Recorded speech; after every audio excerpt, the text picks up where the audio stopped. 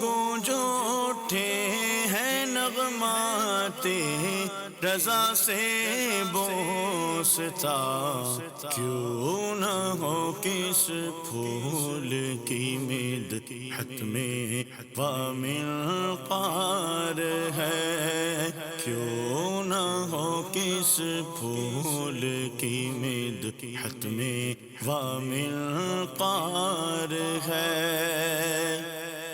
الحمدللہ رب العالمین والصلاة والسلام علی سید المرسلین، اما بعد فاعوذ باللہ من الشیطان الرجیم، بسم اللہ الرحمن الرحیم۔ الصلاة والسلام علیک یا رسول اللہ وعلی آلک واصحابک یا حبیب اللہ، الصلاة والسلام علیک یا نبی اللہ وعلی آلک واصحابک یا نور اللہ۔ میٹھے میٹھے اسلامی بھائیوں اور مدنی چینل کے ناظرین، آج سلسلہ نغمات رضا میں ایک بڑا ہی شاندار کلام لے کر حاضر ہوئے ہیں۔ اگر اس کلام کو اعلیٰ حضرت کے مشہور ترین کلاموں میں سے کہا جائے تو یہ بے جا نہ ہوگا۔ شاید اعلیٰ حضرت کے چاہنے والے جتنے بھی دنیا بھر میں ہیں اس کلام کو کئی بار انہوں نے سنا ہوگا اور کئی اشعار انہیں زبانی بھی یاد ہوں گے۔ وہ کون سا کلام ہے؟ کلام ہے واہ کیا جود و کرم ہے شہ بطحہ تیرا، نہیں سنتا ہی نہیں مانگنے والا تیرا۔ آئیے آج اس مبارک کلام کو سننے جا رہے ہیں۔ نبی پاک علیہ الصلوۃ والسلام کی شان کو بڑے نرالے، بڑے انوکھے اور بڑے پیارے انداز میں میرے امام نے بیان کیا ہے۔ سنتے جائیے، عشق رسول کو بڑھاتے جائیے۔ پہلا شعر،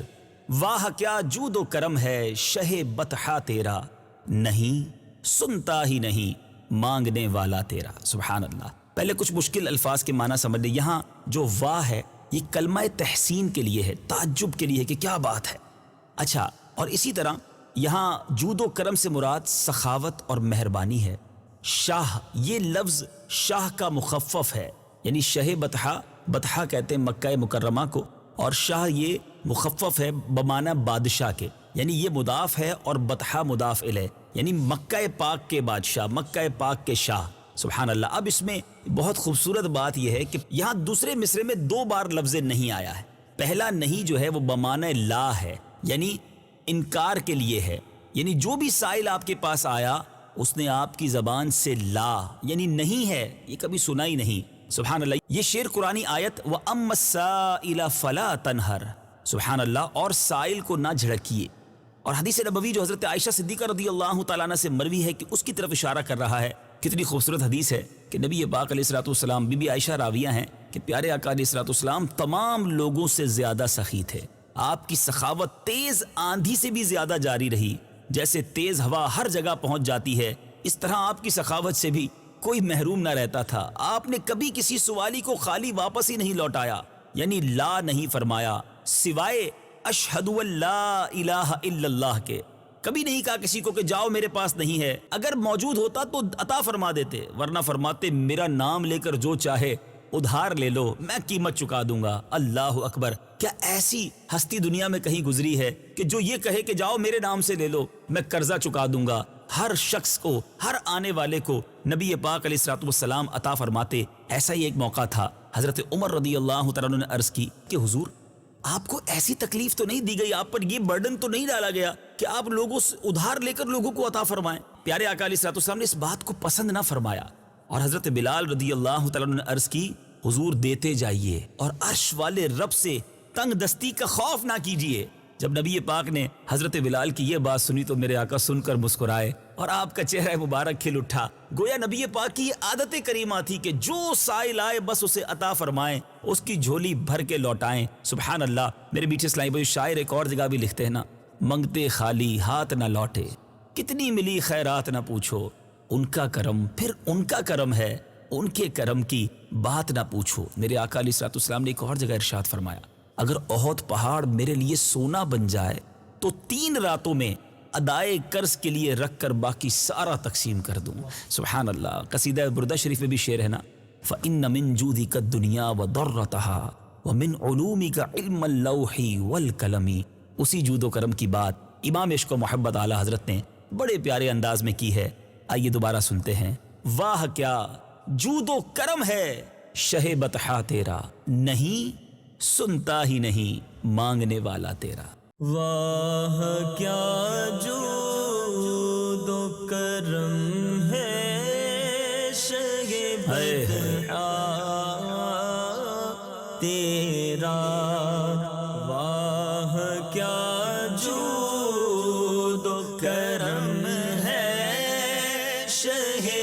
بطحا تیرا نہیں سنتا ہی نہیں مانگنے والا تیرا نہیں سنتا ہی نہیں مانگنے والا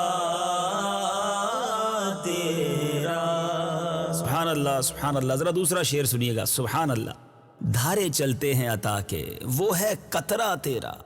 دھارے چلتے ہیں عطا کے وہ ہے قطرہ تیرا. تارے کھلتے ہیں سخا کے وہ ہے ذرہ تیرا. کیا بات ہے. اعلیٰ حضرت کے الفاظ کا جو چناؤ ہے وہ کتنا خوبصورت ہے.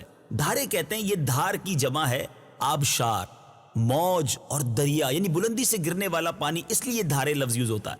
اور ذرہ باریک سا ذرہ، اور جو روزن سے سورج کی شعاع میں دکھائی دیتا ہے. آپ نے کبھی دیکھا ہوگا کسی روشن دان سے اگر سورج کی شعائیں آئیں تو بہت باریک باریک ذرے، جب وہ شعاع نہ ہو، وہ روشنی کا ایک اینگل نہ ہو تو نظر بھی نہیں آتے، اتنے باریک وہ ذرے، وہ اس کو کہتے ہیں ذرہ. اچھا، اب یہاں پر اس کا مراد کیا ہے کہ یعنی آپ کی سخاوت کے آبشار جو دھارے ہیں نا، اس موجزن دریا کی طرح ہیں، آبشاروں کے موجزن دریا کی طرح ہیں. اور آپ کا عطا کیا ہوا ایک ذرہ وہ چمک میں گویا سخاوت کے آسمان کا ستارہ ہے. اللہ، یہ سورہ کوثر کی ایک جیتی جاگتی تشریح ہے، جس کو دوسری جگہ اعلیٰ حضرت امام اہل سنت نے کچھ اس طرح بیان فرمایا: ان کے ہاتھ میں ہر کنجی ہے، مالک کل کہلاتے یہ ہیں، انا اعطینا کل کوثر. ساری کثرت پاتے یہ ہیں، رب ہے موتی، یہ ہے قاسم، رزق اس کا ہے، کھلاتے یہ ہیں. کیا بات ہے میرے آقا کی عطاؤں کی، کیا خوبصورت بات ہے. ذرا دوبارہ سنیے اور ایمان تازہ کیجئے. دھارے چلتے ہیں عطا کے وہ ہے قطرہ تیرا، تارے کھلتے ہیں سخا کے وہ ہے ذرہ تیرا. دھارے چلتے ہیں عطا کے وہ ہے قطرہ تیرا. واہ واہ واہ، سبحان اللہ. دھارے چلتے ہیں عطا کے وہ ہے قطرہ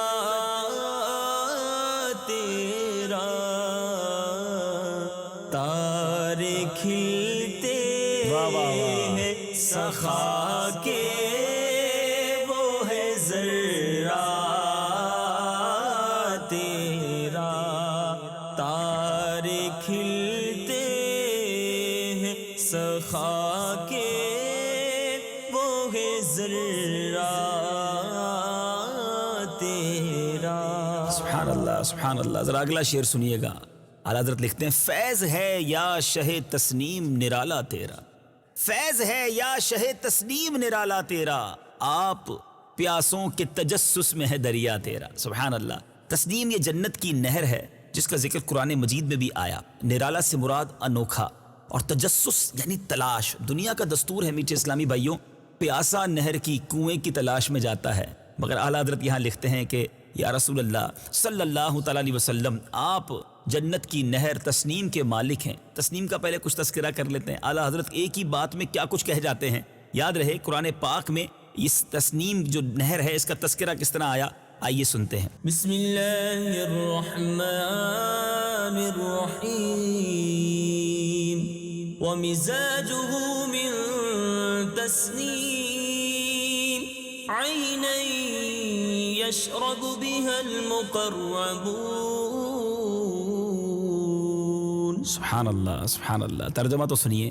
اور اس کی ملونی تسنیم سے ہے، یہ وہ چشمہ ہے جس سے مقربان بارگاہ پیتے ہیں. آئے ہائے، اللہ سے دعا کرتے ہیں اس مبارک نہر سے ہمیں بھی پینا نصیب فرمائے. حدیث پاک میں ہے کہ تسنیم جنت کی ایک نہر ہے جس کی لمبائی 1 مہینے کا فاصلہ ہے. اس کا پانی دودھ سے زیادہ سفید اور شہد سے زیادہ میٹھا ہے، برف سے زیادہ ٹھنڈا اور مشک سے زیادہ خوشبودار ہے. اس کے کناروں پر آسمان کے ستاروں سے زیادہ کٹورے رکھے ہوئے ہیں جو ستاروں ہی کی طرح چمکدار ہیں. جو شخص اس نہر سے ایک بار پی لے گا اس کو کبھی پیاس نہ لگے گی، اور اس کا جام اس کو نصیب ہوگا جو صحابہ اکرام علیہم الرضوان اور بالخصوص خلفائے راشدین سے محبت رکھنے والا ہوگا. اللہ ہم سب کو اس نہر سے جام نصیب فرمائے. اب ذرا اس شعر کا اب مطلب سمجھیں گے تو مزید ایمان تازہ ہوگا. اس تسنیم کی بات ہو رہی ہے، شہ تسنیم اے جنت کی نہر تسنیم کے مالک آقا، آپ کی عطا بڑی نرالی ہے کہ جس کے کرم کا سمندر خود پیاسوں کی تلاش میں ہے، ان کو سیراب کر رہا ہے. یعنی پیاسا دنیا میں تو پانی کو تلاش کرتا ہے، مگر آقا آپ کا دریائے فیض پیاسوں کو تلاش کر کر کے نوازتا ہے. سبحان اللہ، تم اس کے طرفدار ہو، تم اس کے مددگار جو تم کو نکمے سے نکما نظر آئے. لگاتے ہو اس کو بھی سینے سے آقا جو ہوتا نہیں منہ لگانے کے قابل. کیا خوبصورت بات کی ہے اعلیٰ حضرت نے کہ آقا آپ تسنیم کے مالک بھی ہیں اور آپ کا دریائے فیض جو ہے وہ خود پیاسوں کو تلاش کر کے انہیں پلا رہا ہے. دوبارہ شعر کو سنیے. فیض ہے یا شہ تسنیم نرالا تیرا، آپ پیاسوں کے تجسس میں ہے دریا تیرا.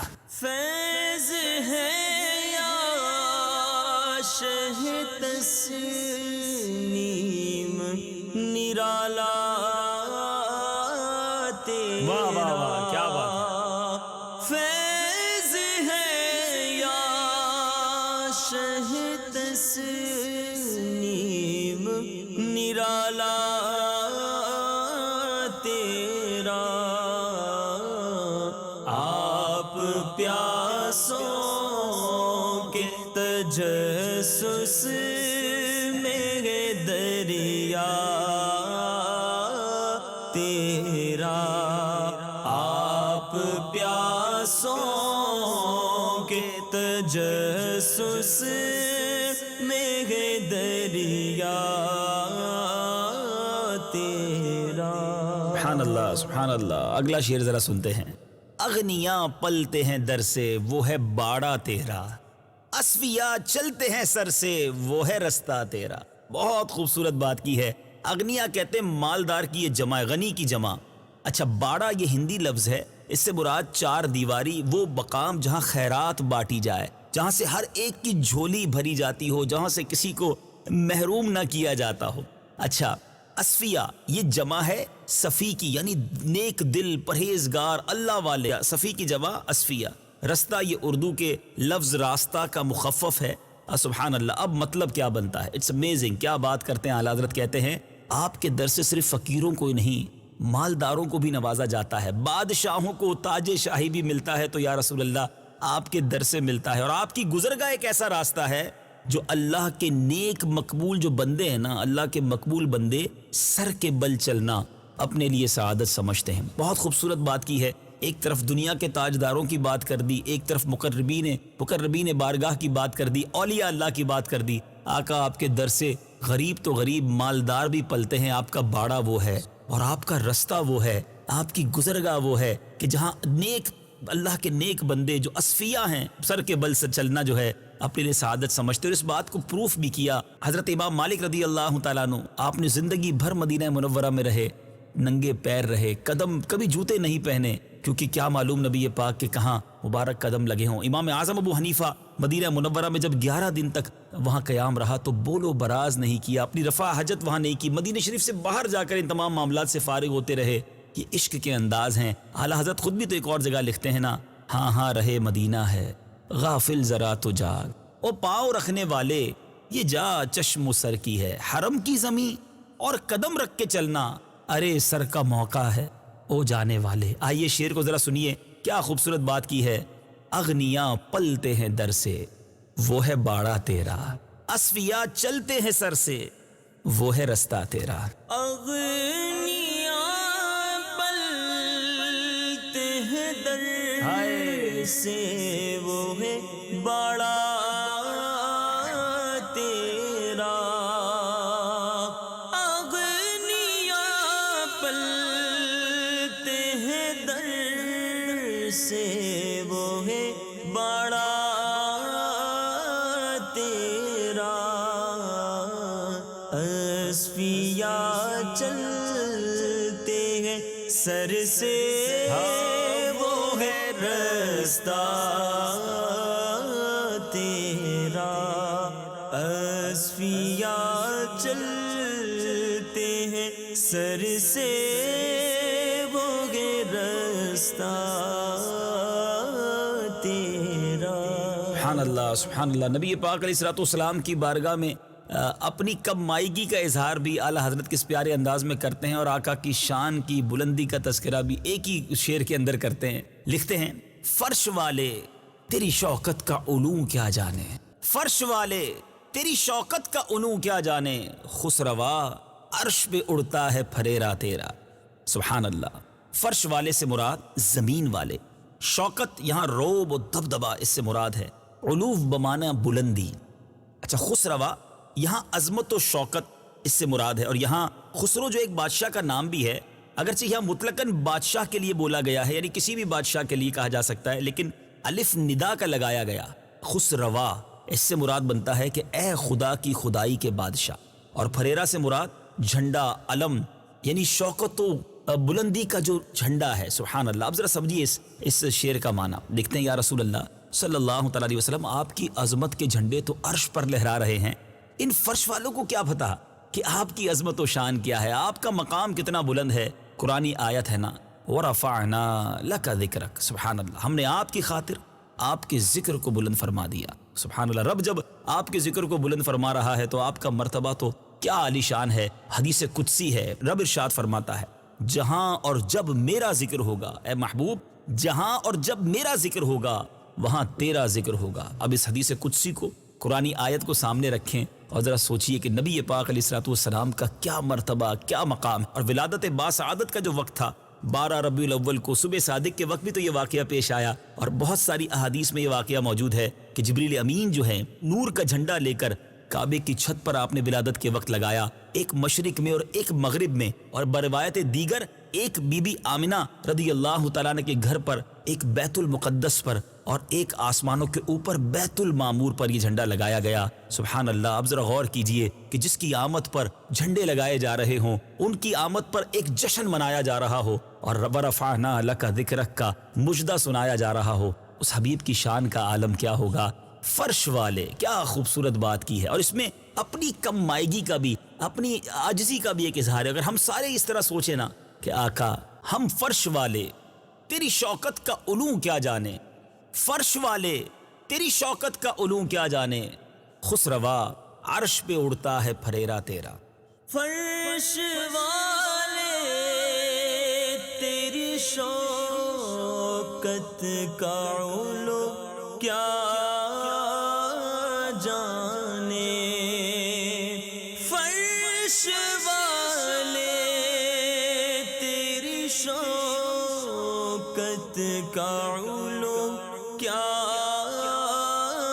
جانے، خسروا عرش پہ اڑتا ہے پھریرا تیرا، خسروا عرش پہ اڑتا ہے پھریرا تیرا۔ سبحان اللہ، سبحان اللہ۔ اب ذرا اگلا شعر سنیے گا۔ بہت سارے دسترخوان دنیا میں دیکھے ہوں گے اور بہت سارے مہمانوں کی بات سنی ہوگی، مگر اعلیٰ حضرت نے ان تمام اصطلاحات کا کیا شاندار انداز میں استعمال کیا ہے۔ لکھتے ہیں آسماں خان، زمیں خان، زمانہ مہمان، صاحب خانہ لقب کس کا ہے، تیرا تیرا۔ سبحان اللہ۔ خوان یہاں اس سے مراد دسترخوان ہے جس پر کھانا رکھا جاتا ہے، پیش کیا جاتا ہے۔ زمانہ وقت اس سے مراد، یہاں کل کائنات اس سے مراد ہے۔ اب لقب سے مراد کیا ہے، یہ یعنی کسی کا اگر کوئی ٹائٹل ہو، کوئی وصفی نام ہو، اور صاحب خانہ یعنی میزبان۔ کیا خوبصورت بات کی ہے یا رسول اللہ صلی اللہ تعالیٰ علیہ وسلم۔ یہ آسمان اور یہ زمین آپ کے دسترخوان ہیں جن پر سارے جہانوں کو باعزت روزی مل رہی ہے، اور میزبان کوئی اور نہیں، آپ کی ذات بابرکت ہے۔ گویا کائنات کو جو کچھ مل رہا ہے آپ ہی کے دستے کرم سے مل رہا ہے۔ اپنے ایک اور کلام میں اعلیٰ حضرت اسی طرح کی بات لکھتے ہیں نا، لا و رب العرش جس کو جو ملا ان سے ملا، بٹتی ہے کونین میں نعمت رسول اللہ کی۔ اور اللہ تبارک و تعالیٰ نے قرآن میں ارشاد فرمایا، میرا رسول جو کچھ بھی تمہیں دے لے لیا کرو۔ نبی پاک علیہ الصلوۃ والسلام ہی کے دربار سے کسی کو جنت مل رہی ہے، کسی کو ایمان، کسی کو ہدایت۔ حضرت قتادہ رضی اللہ تعالیٰ عنہ کو آنکھ، اور حضرت ربیعہ رضی اللہ تعالیٰ عنہ کو جنت بھی، اور پھر جنت میں نبی پاک علیہ الصلوۃ والسلام کا قرب بھی۔ آپ نے فرمایا مجھے سارے زمینوں کے خزانوں کی چابیاں دے دی گئی ہیں، مجھے دیتا اللہ ہی ہے، مگر تقسیم میں فرماتا ہوں۔ نیز فرمایا اگر میں چاہوں تو پہاڑ سونا بن کر میرے ساتھ چلیں۔ اے میرے بیٹے اسلامی بھائیوں، نبی پاک علیہ الصلوۃ والسلام اللہ عز و جل کے نائب اعظم اور خلیفہ اکبر ہیں۔ سبحان اللہ۔ تو یہ سارا زمانہ جو خیرات کھا رہا ہے، پنجابی شاعر لکھتے ہیں نا، کیا بات مدینے دی، ساری دنیا خاندی ہے، خیرات مدینے دی۔ آئیے ذرا اس شعر کو سنیے اور نبی پاک کی نعمتیں، پیارے آقا جو رب کی نعمتیں تقسیم فرما رہے ہیں، اس تقسیم کو ذہن میں رکھ کے ذرا سنیے۔ آسماں خان، زمیں خان، زمانہ مہمان، صاحب خانہ لقب کس کا ہے؟ تیرا تیرا۔ آسماں خان، زمین خان، زمانہ مہمان، آسماں خان، زمین خان، زمانہ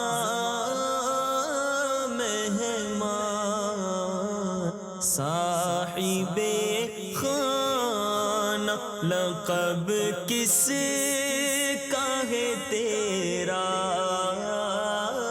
تیرا، صاحب خانہ لقب کس کا ہے؟ تیرا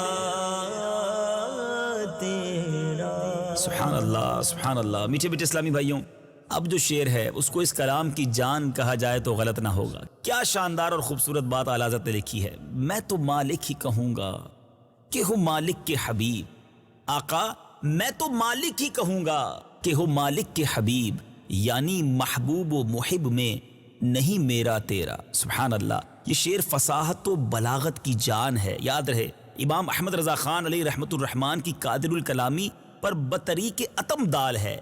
اس میں قرآن مجید والا اسلوب اپنایا گیا ہے۔ وہ اس طرح کہ ایک دعوے پر دلیل لائی گئی، پھر اس دلیل کو دعویٰ بنا کر آگے اس دعوے کی دلیل لائی گئی۔ امیزنگ۔ کیا لکھتے ہیں؟ جس طرح الحمدللہ دعویٰ ہے اور رب العالمین اس کی دلیل ہے، پھر یہ پورا جملہ دعویٰ ہے اور اس سے اگلا جملہ جو ہے وہ اس کی دلیل ہے۔ اسی طرح میں تو مالک ہی کہوں گا، یہ دعویٰ ہے، اور مالک کے حبیب اس کی دلیل ہے، پھر یہ پورا مصرع دعویٰ بنتا ہے اور اگلا مصرع اس کی دلیل بنتا ہے۔ اللہ غنی۔ اے میرے بیٹھے اسلامی بھائیوں، اللہ تبارک و تعالیٰ قرآن میں ارشاد فرماتا ہے، کیا خوبصورت آیت ہے، ذرا اس آیت کی آئیے تلاوت بھی سنتے ہیں۔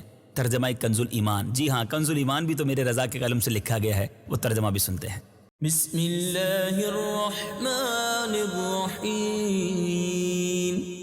قل اللہم مالک الملک تؤتی الملک من تشاء وتنزع الملك ممن تشاء وتعز من تشاء وتذل من تشاء بيدك الخير إنك على كل شيء قدير۔ سبحان اللہ، سبحان اللہ۔ میٹھے میٹھے اسلامی بھائی، ذرا اس آیت کا ترجمہ سنیے۔ یوں عرض کر اے اللہ ملک کے مالک، تو جسے چاہے سلطنت دے اور جس سے چاہے سلطنت چھین لے، اور جسے چاہے عزت دے اور جسے چاہے ذلت دے، ساری بھلائی تیرے ہی ہاتھ ہے، بے شک تو سب کچھ کر سکتا ہے۔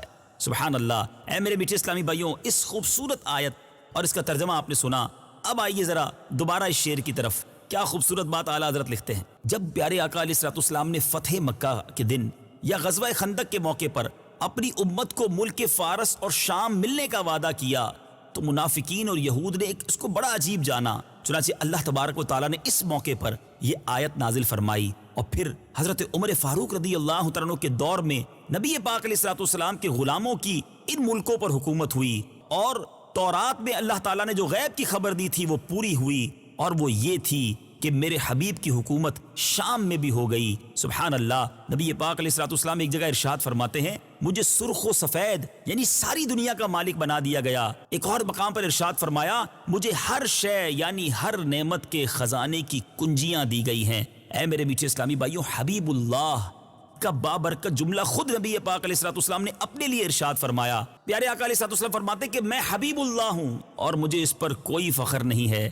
اللہ تعالیٰ ہر شے کا مالک حقیقی ہے، اور ہمارے آقا علیہ الصلوۃ والسلام رب کے محبوب ہو کر ہر شے کے مالک مجازی ٹھہرے، یعنی محبوب و محب میں نہیں میرا تیرا۔ اب اس کو دنیا کی لاجک میں بھی شعر کو ذرا سمجھ لیجئے کہ جو کسی کا حبیب ہو جائے، بہت کلوز ہو جائے، اب یہ نہیں ہوتا کہ یہ میرا ہے یہ تیرا ہے۔ محبوب و محب میں میرا تیرا نہیں ہوتا، جو میرا ہے وہ تیرا ہے، جو تیرا ہے وہ میرا ہے، یہ محبوب و محب کا معاملہ ہوتا ہے۔ تو جب رب نے اپنے پیارے حبیب علیہ الصلوۃ والسلام کو اپنا حبیب بنایا ہے، تو جو کچھ رب نے اپنے حبیب کو عطا فرمایا وہ اتنا کچھ ہے کہ اب تو ہم نبی پاک علیہ الصلوۃ والسلام کو اپنا مالک ہی کہتے ہیں۔ اس کی وجہ یہ ہے کہ وہ مالک کے حبیب ہیں۔ بہت پیاری بات، بڑی خوبصورت بات، ذرا سمجھیے۔ اعلیٰ حضرت لکھتے ہیں، میں تو مالک ہی کہوں گا کہ ہو مالک کے حبیب، یعنی محبوب و محب میں نہیں میرا تیرا۔ میں تو مالک ہی کہوں گا کہ ہو مالک کے حبیب، میں تو مالک ہی کہوں گا کہ ہو مالک کے حبیب، یعنی محبوب محب میں نہیں میرا تیرا، یعنی محبوب محب میں نہیں میرا تیرا۔ سبحان اللہ، سبحان اللہ۔ میٹھے میٹھے اسلامی بھائیوں اور مدنی چینل کے ناظرین، خوبصورت کلام جاری ہے، ایک ایک شعر موتی کی مانند ہے، مگر سلسلے کا وقت اختتام پذیر ہو گیا ہے۔ اگلے سلسلے میں انشاءاللہ اس کلام کے بقیہ اشعار اور اس کلام کا مقطع بھی سنیں گے اور سمجھیں گے۔ سلسلہ نغمات رضا دیکھتے رہیے۔ اللہ کریم ہم سب کو عشق رضا کے صدقے نبی پاک علیہ الصلوۃ والسلام کا سچا عاشق بنائے، آمین، بجاہ النبی الامین صلی اللہ تعالی علیہ وسلم۔ صلو علی الحبیب صلی اللہ تعالی علی محمد صلی اللہ علیہ وسلم۔ گونج گونج اٹھے ہیں نغمات رضا سے بوستا، کیوں نہ ہو کس پھول کی مدحت میں وامل قار ہے، کیوں نہ ہو کس پھول کی مدحت میں وامل قار ہے۔